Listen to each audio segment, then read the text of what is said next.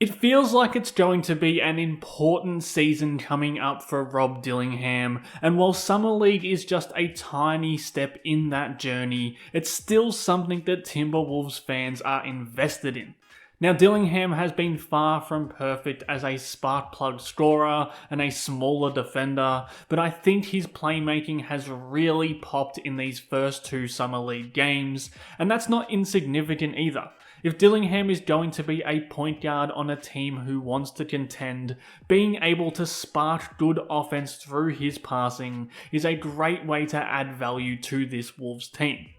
In particular, the thing Dillingham has in his playmaking bag that the Wolves need him to show consistently next season is the ability to get into the middle of the floor and create for his team as a passer. When you're playing with talented bigs like he's going to be next season, there's going to be plenty of chances for him to get into the middle, engage this big defender in pick and roll, and then find these lobs to the roll man sliding in behind the defense. We've seen a little bit of that so far in Summer League. Here he rejects the screen, immediately gets his defender on his hip, which forces the big defender to commit to Dillingham and opens up that lob in the weak point of the defense behind the pick and roll. And in this environment, it's all about process over results, and the process here is really sound. Being able to partner with a screener and become a pick and roll threat with both the shot and the pass is pretty essential for Dillingham going forward, especially considering how often he's going to need a ball screen to operate against bigger and stronger defenders. He has the speed and the handle to rub defenders off screens and force the defense to adjust to him getting downhill, and I think right now he's pretty advanced as a playmaker in those situations, at least compared to where he's at as a scorer. We've seen it now in Summer League, but we definitely got flashes of that during the season as well. There's a different cadence needed for all three of Rudy Gobert, Julius Randle, and Naz Reid, but if Dillingham can adjust to their pick and roll wavelength, that would immediately add a ton of viability to his game, even if that scoring punch is still hit and miss. What the Wolves really need is another player who can collapse defenses, force over helping situations, and just generally create offensive gravity and use it to make plays for others. Right now, it's only kind of Anthony Edwards and Julius Randle who can do that. I think Minnesota are really hoping they can add Dillingham into that mix. If he's going to be a player who can force defenders to sit in these gaps when he's breaking off his man on a screen, he's going to be able to get defenses into rotation and facilitate good offense consistently. Now, we need to see that consistency from Dillingham more often if he wants to be a regular rotation player for this Timberwolves team, but if he can use his speed to get defenders on his hip, the help defenders are going to compromise their positioning to get over into those help positions, and these simple yet effective passes will look a lot more productive with Anthony Edwards or Dante DiVincenzo getting on the end of them. I don't think Dillingham necessarily needs to be the flashiest playmaker in the world in half-court settings, but I do think he can be a really functional one if he's going to be someone who bends defenses toward him when he's moving with the ball. If he's able to draw wing and low man defenders into his orbit, I do think he's got the skill and nous to turn that into open shots for his teammates.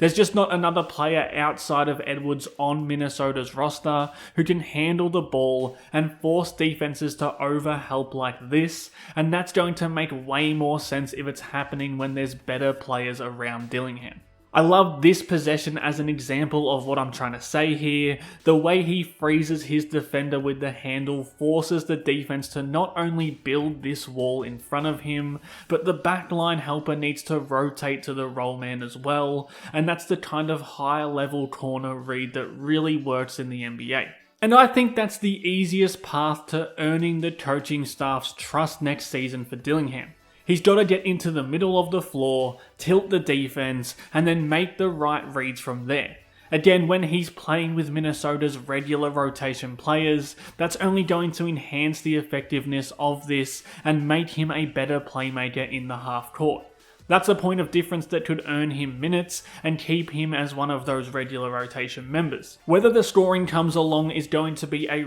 real swing still for Dillingham in his career, but right now he's plenty viable as a playmaker, and that should help him build a foundation to work with. Another layer to add on top that would be really helpful for Dillingham that we've seen some in Summer League is getting all the way to the rim on his drives. The deeper he gets off the bounce, the more players he drags into his gravitational field, and the easier it becomes to generate threes or catch the defense trying to fan back out and regain their shell. Again, if he's going to be a player who can get a step on his man whenever he's coming off a pick, instead of always hitting the nail and then finding the corner, getting deep in the paint, forcing the helper down off the corner, and then finding the shooter is something that needs to be in his playmaking bag.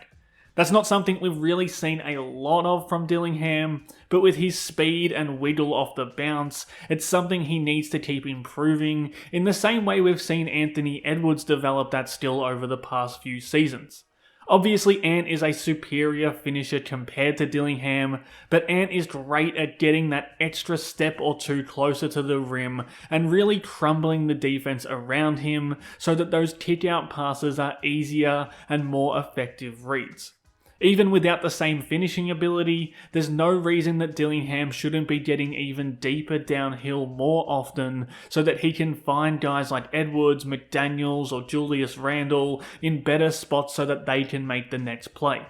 Now, what Dillingham does do, and what he's been doing at an elite level in the chaotic environment of Summer League, is create in transition. He's already the best at that on the Timberwolves roster right now, and they're going to need him to continue being that if they want to go from one of the worst transition teams in the league to something at least a little bit more manageable. Getting out off missed shots and turnovers, beating the defense down the floor, and then making reads as a firecracker transition playmaker who can generate the easiest shots in basketball is Dillingham's greatest strength right now. Now, the fact that he's the type of player who wants to play in transition and beat those defenders down the floor is already a plus for this slow Wolves team, but I do love the creativity he's shown in Summer League with some of these transition dimes.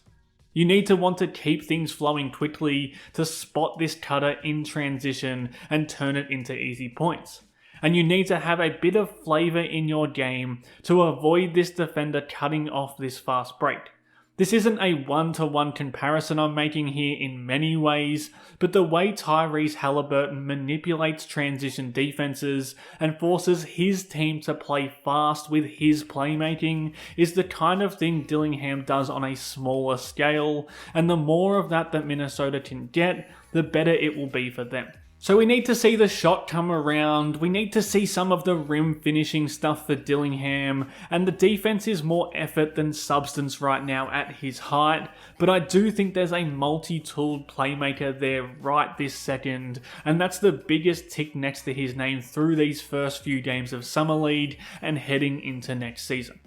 If you enjoyed this breakdown, you can support Howls and Growls in the links below. If you can't, you can always like this video or subscribe to the channel to see more breakdowns like this one. Thanks again for watching.